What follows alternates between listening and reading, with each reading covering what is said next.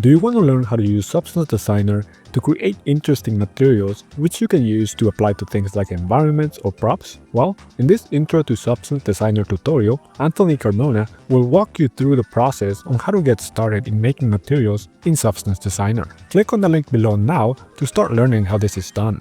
Anthony will start you off by explaining the theory behind physically based rendering, and from there he will show you the ropes to get started with the most useful nodes found within Substance Designer. This is a perfect tutorial for anyone who is new to Substance and would like to learn how to get started.